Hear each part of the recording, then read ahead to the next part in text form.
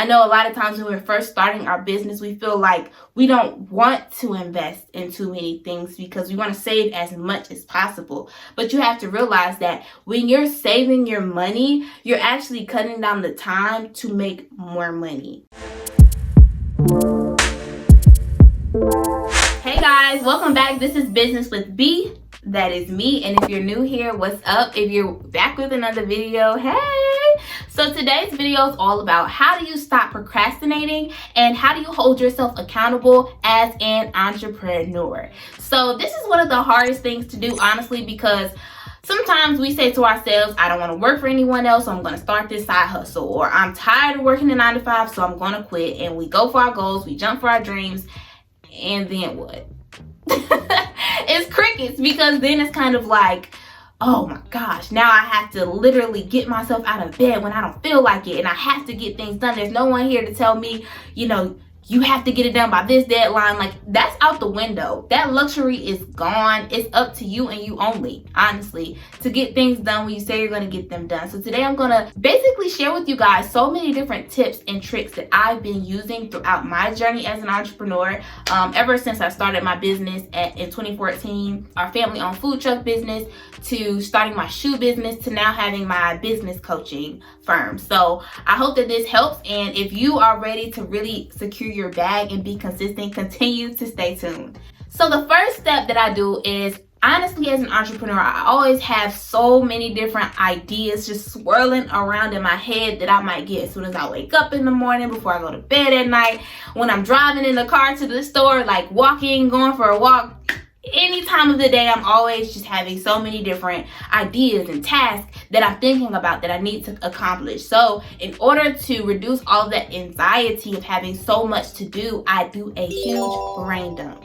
Okay, do a brain dump for yourself, meaning take out a sheet of paper and a pencil and write everything down that you're thinking. Everything, everything, okay? Because that's going to help you to now see this thing physically in front of your face instead of having all of these ideas swirling around in your head. And it's really going to help you to understand and visualize how you're going to execute. Once you've understood and you've written down everything that you know that you have to accomplish, I then go into step 2, which is to divide that brain dump sheet of paper into my short-term goals and my long-term goals. This is super basic, but let me tell you, it works, okay? So I take out a sheet of paper for my short-term goals and I write all the things that I know that I need to accomplish within the next 7 days. And so that may look like completing a sales page, responding to emails, responding to DMs, creating consistent content. I mean, it could look like anything that I know that I just have to get done right now.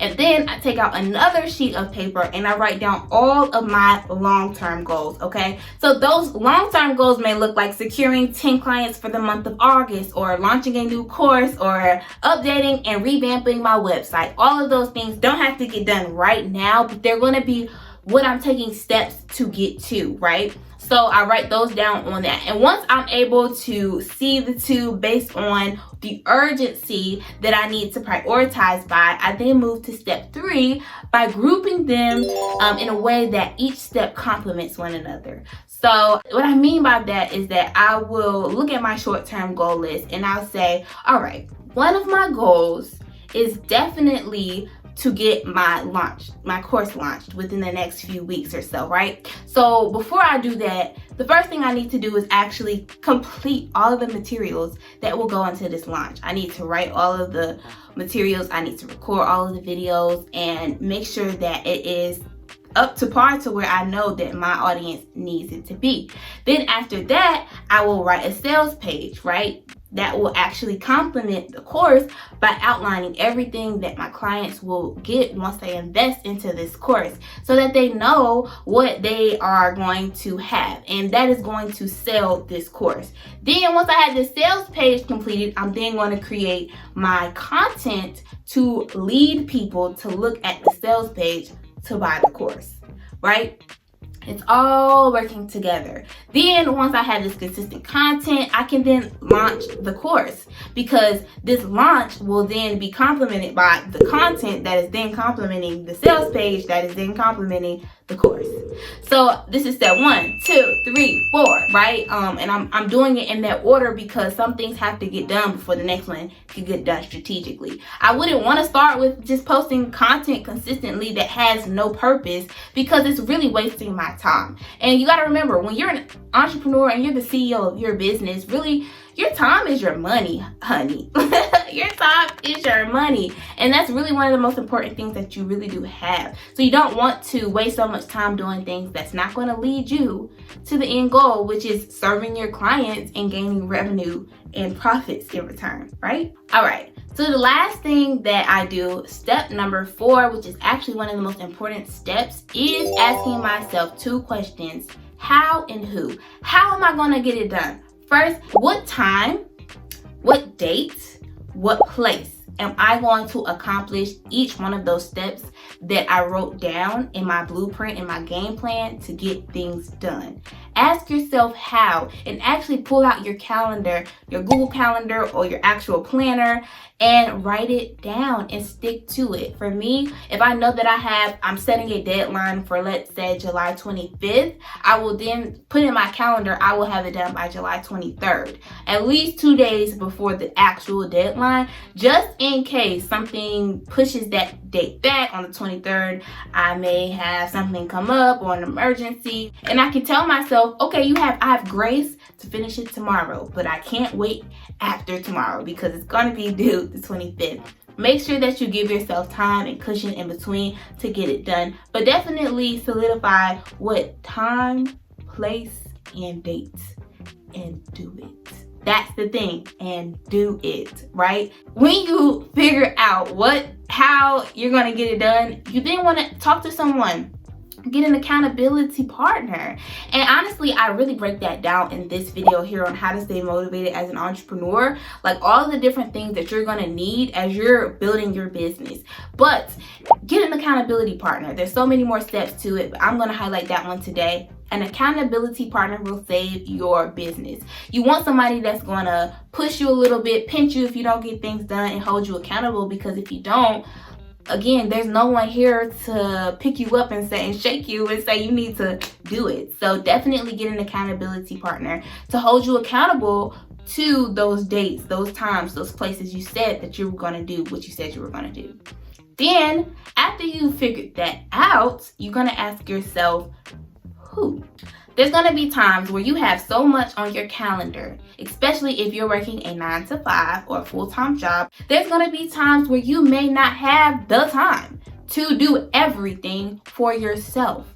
And so that's the time where you start to ask yourself, who can do it for me? What that looked like for me was I figured out very quickly that editing YouTube videos took me upwards of like 5 to 7 hours. And I may have sat there for that long doing it, or I may have chopped that up over a few days doing it. But as I've started another job, I'm continually running my business, I'm realizing that those 5 hours are so precious. Like, those are so important, and I could be making so much more money and serving so many more people during those 5 hours than editing this video. So I asked myself, who could do this for me, right? Who could I hire, outsource, and pay to help me with this so I can get my time back and I can actually make more impact during that time, right? And so remember that if it's not costing you money, it's costing you time. If it's not costing you time, it's costing you money. So you have to prioritize which one is more important for you. I realized that during those 5 hours, I could either be working somewhere and making 5 times the amount that I'm paying someone else to do it for me, right? So understand that just because you're outsourcing doesn't mean, and you're paying someone to do something for you, doesn't mean that you're wasting money. I know a lot of times when we're first starting our business, we feel like we don't want to invest in too many things because we want to save as much as possible. But you have to realize that when you're saving your money, you're actually cutting down the time to make more money. So definitely ask yourself, who can do this for me? Shout out to my video editor, Kai. She's amazing and she does amazing work. And I'm so happy to have been able to realize that sometimes you do have to outsource, and that's okay, right? And when you do that, not only are you definitely helping yourself, but you're funding someone else's dream as well. Even if you hire an intern for free, you're still funding their dream because you're giving them experience to do something that they're passionate about and that they are an expert in. So not only are you helping yourself, but you're helping other people. So definitely ask yourself, who can do this for me? All right, you guys, so I hope that helped. Those are the main 4 things that I do as I am trying to figure out how to be the most productive and get things done. And so the first thing I do is I take all these crazy ideas swirling around in my head and I just do a huge brain dump, put them on a sheet of paper and say, all right, let's get to it. Let's do it. Then the second step is I break those down into my short-term goals and my long-term goals. Third step is I look at each of those lists and I prioritize them by steps based on which complements one another. What do I need to get done first, second, third, fourth, so I know I can get all of this done. And the last thing is ask myself how and who. How am I going to get it done? What place, time, schedule am I going to put in, as my game plan so that I can really get these things done? And if I can't get them done, who can help me get them done? Who can I bring onto my team? And who can we build? How can I build with someone? How can we build together? How can I increase my impact by bringing someone along with me? Again, I hope that helped you guys, and definitely stay tuned for the next video, which will be all about more things to help you continue to be the boss that you wish to see, right? So if you want to join the Business with B tribe, I post weekly all about business tools, mindset, and spirituality so that you can really be that person that you want to be in entrepreneurship. And feel free to give this a thumbs up if this helped you. And lastly, definitely comment down below what you're working on right now. Like, what type of business do you own? I am so excited to hear. I also want to understand, does this help you at all? What have you been doing so far to really check off those boxes of your to-do list each week? All right, guys, until next time, continue to be the light you wish to see.